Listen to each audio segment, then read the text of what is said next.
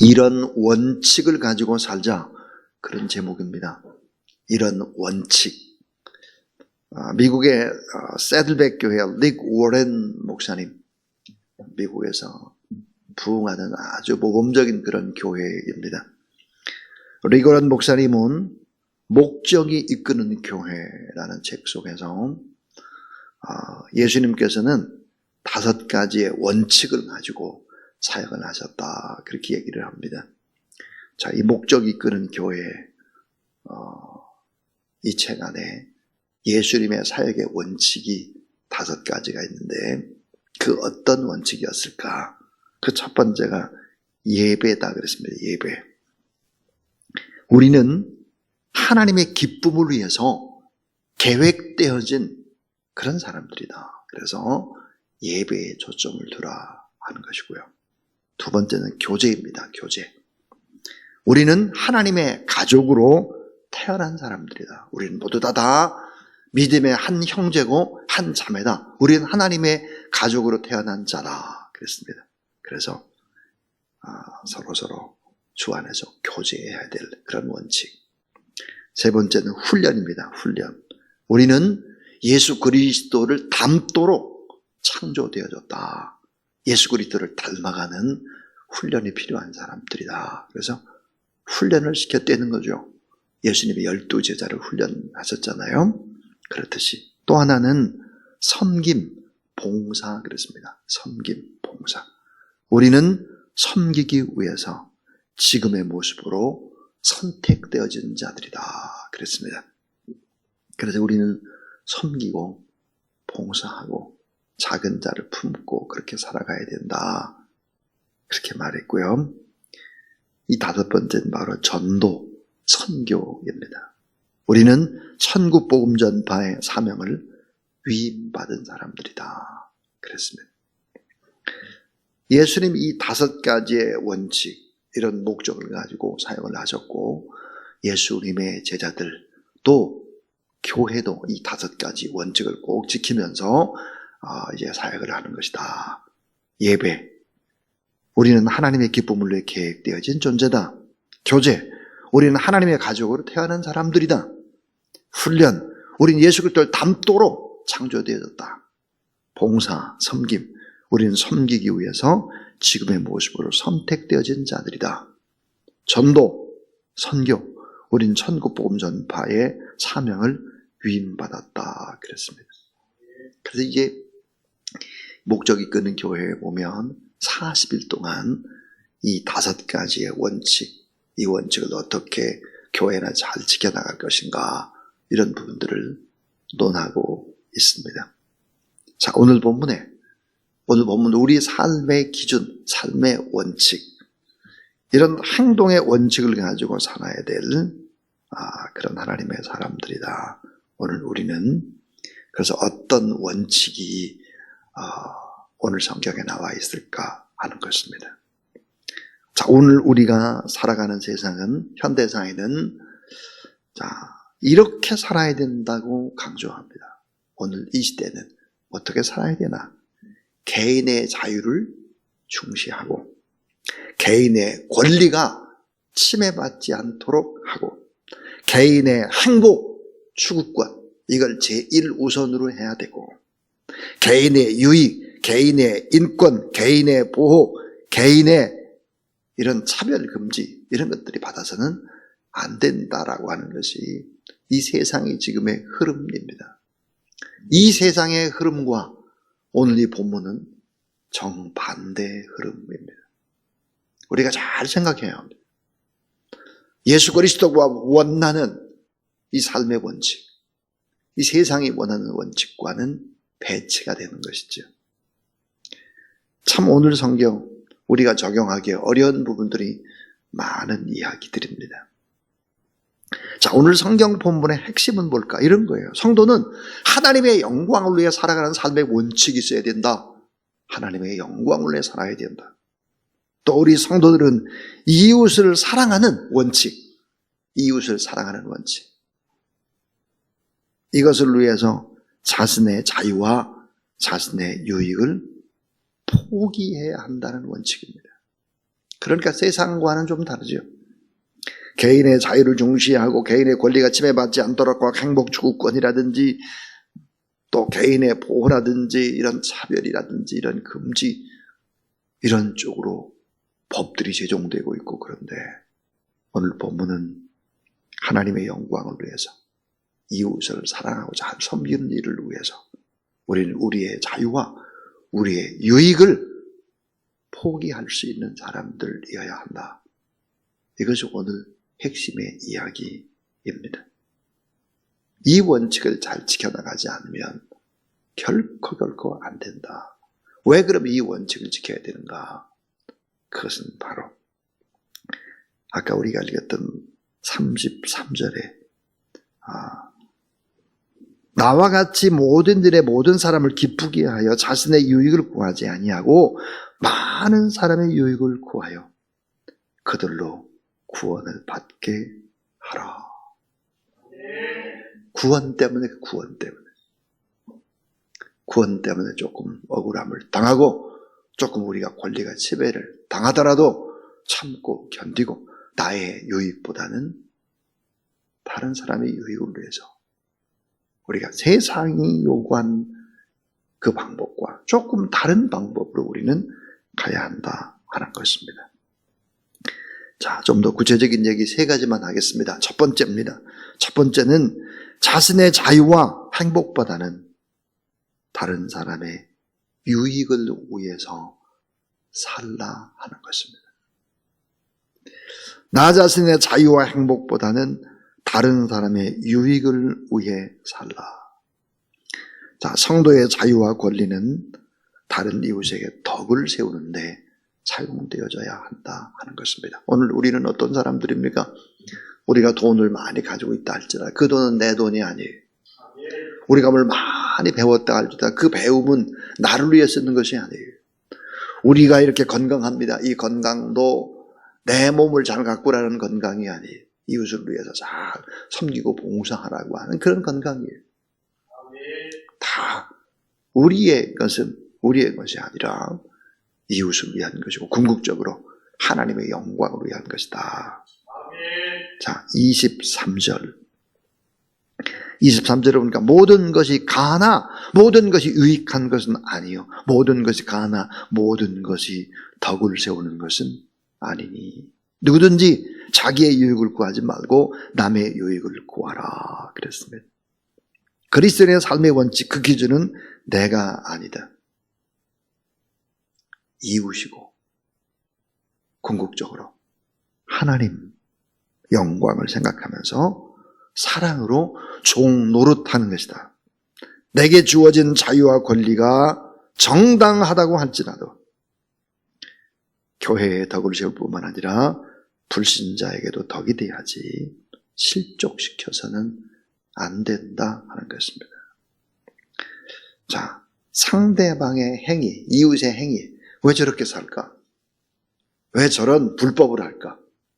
이런 행위, 그런 행위를 보지 말고 그들의 필요를 먼저 봐라 하는 것입니다. 참 교회에 있다 보면 별의별 일들이 다 있습니다. 정말로 교회이기 때문에 당하는 불이익들이 너무 많아요. 때로는 법적으로 하고 싶기도 하고 이웃들에게 항의를 하고 싶기도 하고 CCTV를 보고 어떻게 그렇게 하냐고 교회한테. 그렇게 하고 싶은데도 그렇게 못하죠. 예, 당당하게 못해요. 할 수가 없죠. 자, 상대방이 어떤 행동을 하든지 그 행동을 보지 말고 그 상대방은 무엇을 필요로 할까? 이걸 봐야 한다는 거예요. 교회의 화단에 예쁜 꽃을 심어 놓으면 통째로 들어갑니다. 통째로. 예쁜 작약을, 그것도 우리가 심은 게 아니라 동장님이 감사하고 예쁜 작약을, 자, 새 그루를 작년에 심었는데 예쁘게 올라왔는데 통째로 파가는 거예요. CCTV 보면 누군지 전부 다 알아요. 잡을 수 있어요. 근데 못해요. 그렇게. 그거 잡아봐야 뭐 하겠어요. 그 상대방의 행동을 보지 말고 무엇을 필요하는지를 보라 하는 무엇을. 우리 주변의 교회의 주변의 사람들의 민도라든지 윤리나 도덕의 수준이 그렇다고 하면 우리 교회가 그것을 높여야 되는 것이 높여요. 그래서 남의 유익을 구하라. 24절에 그렇게 얘기하고 있습니다. 자, 근데 25절부터 29절까지 제일 많이 나오는 단어, 5번 나오는 단어가 뭘까? 양심입니다. 양심. 자, 25절. 물을 시장에 파는 것은 양심을 위해 묻지 말고 먹으라. 27절에 불신자 중 누가 너희를 청할 때 너희가 가고자 하거든 너희 앞에 차려놓은 것이 무엇인지 양심을 내어 묻지 말고 먹으라. 28절에 누가 너희에게 이것이 재물이라 말하거든 알게 한 자의 그 양심을 위해서 먹지 말라 그랬습니다. 결론이 뭘까? 그러면 29절이에요. 내가 말한 양심은 너희 것이 아니요 남의 것이니 어찌하여 내 자유가 남의 양심으로 말미암아 판단을 받으리요 그랬습니다. 이 뭘까? 성경을 쭉 읽어보면 야 이거 무슨 소리냐? 이런 소리입니다.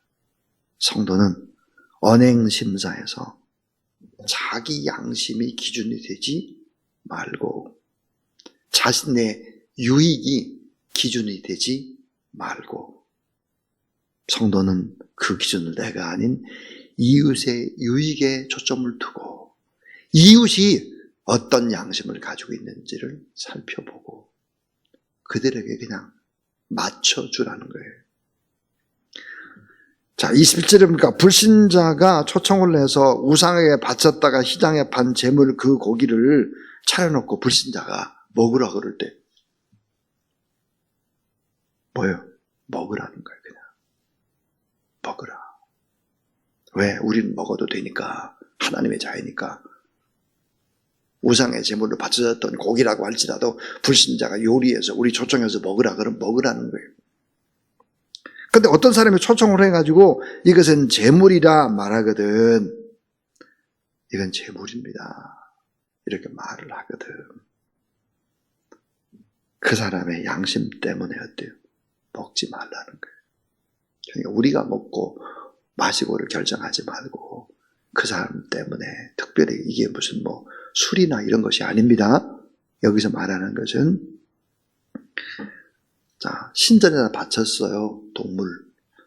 그거를 갖다가 이제 너무 많으니까 그 사제들이 그것을 남으니까 시장에 갖다 팔았단 말이에요. 그러니까 일반적으로 시장에 잡아다 파는 고기인지 또 신에게 바쳤다 하는 것인지 모른다 이 말이죠. 그러니까 그런 거를 우리는 다 먹어도 되는 사람들이 왜? 다 율법이라는 이 법이라는 것은 예수님의 십자가의 사랑 앞에서 다 완성이 다 됐고 더군다나 우리는 하나님의 자녀이기 때문에 뭐 피조물 그 권세가 다 우리가 이기 때문에 다 이길 수 있는 거죠. 다 먹을 수 있고 그러니까 그거를 먹을 때는 나의 유익을 위해 먹지 말고 상대방이 어떤 마음을 가지고 우리를 초청해서 대접하느냐 거기에 초점을 두라 하는 거예요. 그러니까 자신의 자유나 행복보다는 다른 사람의 유익을 위해서 우리가 먹고 마시고 살아가야 한다. 첫 번째. 두 번째는 사랑의 법을 따라 다른 사람을 배려하라는 거예요. 사랑의 법을 따라 다른 사람을 배려하라 하는 것입니다. 오늘 30절, 31절 어떤 얘기일까? 그리스도인은 모든 것이 다 가능한 사람, 가한 사람들이다. 그리스도인은 가한 것이 모든 것이 그러나 유익한 것은 아니다. 뭘까? 사랑으로 행해야 될 사람들이에요. 사랑으로. 먹든지 마시든지 하나님의 영광을 내야 한다는 것은 뭘까? 그것은 사랑으로 행하는 것입니다. 하나님 아버지의 마음으로. 고린도전서 8장 13절에 사도 바울은 이렇게 얘기합니다. 나는 어떤 것을 먹을 수 있는 자유가 있다. 나는 전능하신 하나님의 자녀이기 때문에 먹을 수 있는 자유, 먹을 수 있는 믿음도 있지만 형제가 내가 고기를 먹음으로 시험 들고 실족에 빠진다는 난 결코 평생 고기를 먹지 않을 거다. 그러니까 초점이 뭐예요?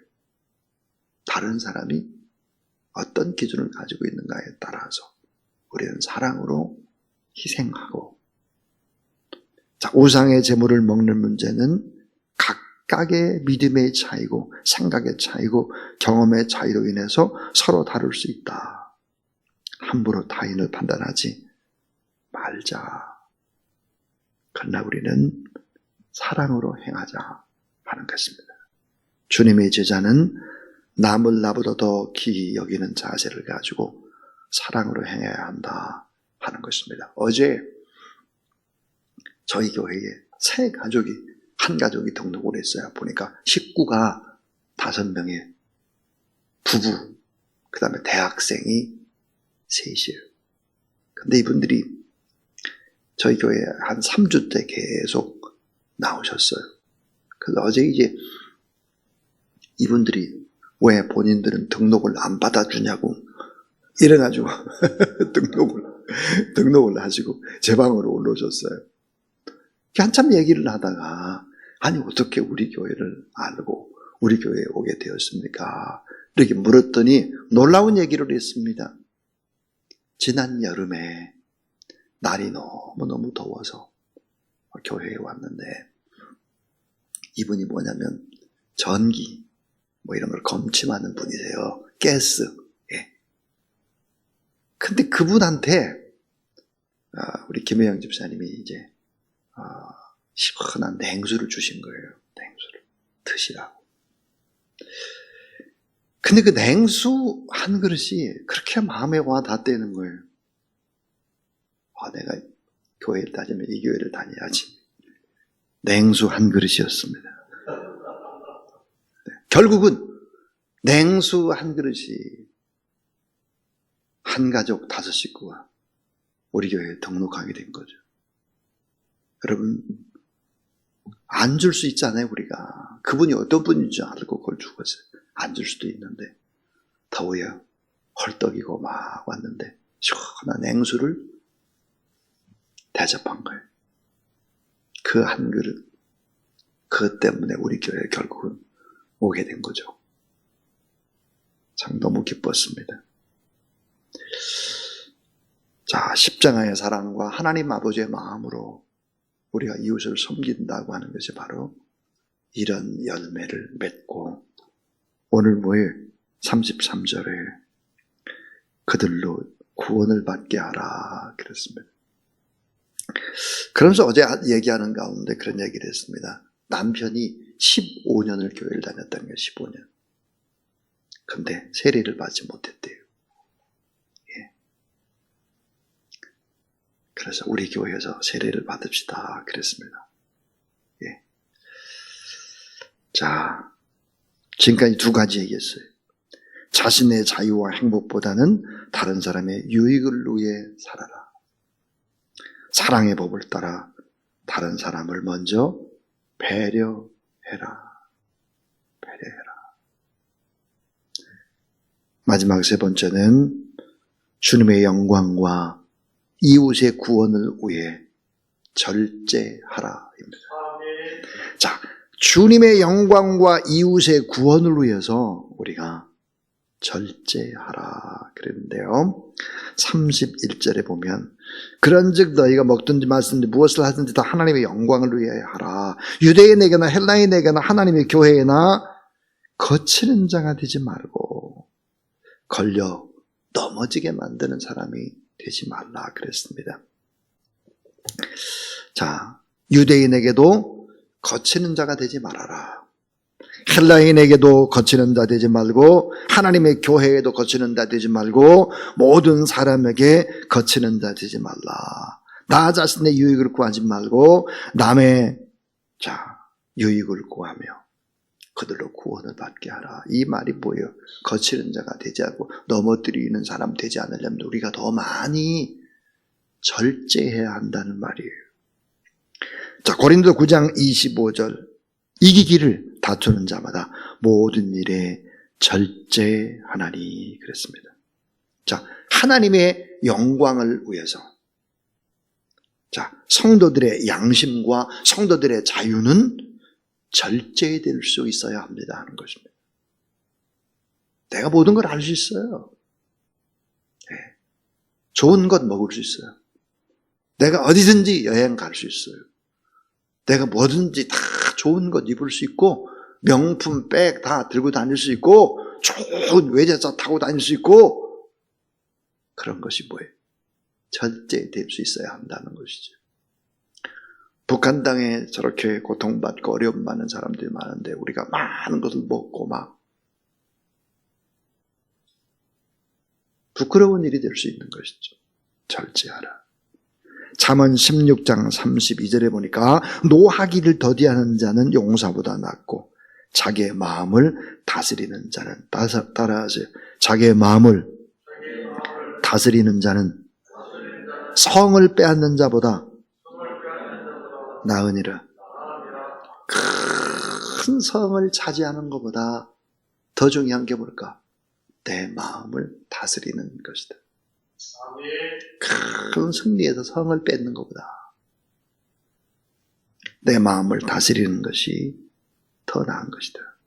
성도 또 제자의 모든 행동의 최종의 목적은 뭘까? 그 최종의 목적, 그것은 바로 하나님의 영광을 위한 것이어야 되고, 또 하나는 불신자의 구원에 초점을 맞춰야 한다. 불신자의 구원. 자, 아직도 교회 안에 누군가가 예수 그리스도를 잘 믿지 않아요. 그럼 이분에게 초점을 맞춰줘야 하는 것이죠. 불신자들, 그들을 구원할 수 있는 방법은 뭘까요? 우리가 변화되는 방법입니다. 우리가 그들을 말없이 돕고, 우리가 사랑으로 종도로 사는 방법밖에는 없죠. 그래서 어려운 거예요. 가족 복음화가. 자, 성도 제자의 모든 행동의 최적의 목적은 뭘까요? 그것은 바로 예수 그리스도를 본받는 것입니다. 예수님을 본받는 것. 이 세 가지가 최종 행동의 목적이 되는 것이죠. 그래서 자, 오늘 본문 고린도서 11장 1절에 보니까 내가 그리스도를 본받는 자 된 것 같이 너희는 나를 본받는 자가 되라 그랬습니다. 이런 원칙, 이런 기준을 가지고 살아서 하나님 앞에 영광이 될 뿐만 아니라 불신자들을 구원하고, 그렇게 살다 보면 어느새 나도 예수 그리스도를 닮아가는 예수님의 흔적과 예수님의 모습이 내 모습에 드러나는 그런 저와 여러분, 우리의 삶이 될 수 있기를 주님의 이름으로 축복합니다. 455장 하나님 앞에 우리 주님 생각하면서, 오늘 말씀 생각하면서 찬양하겠습니다.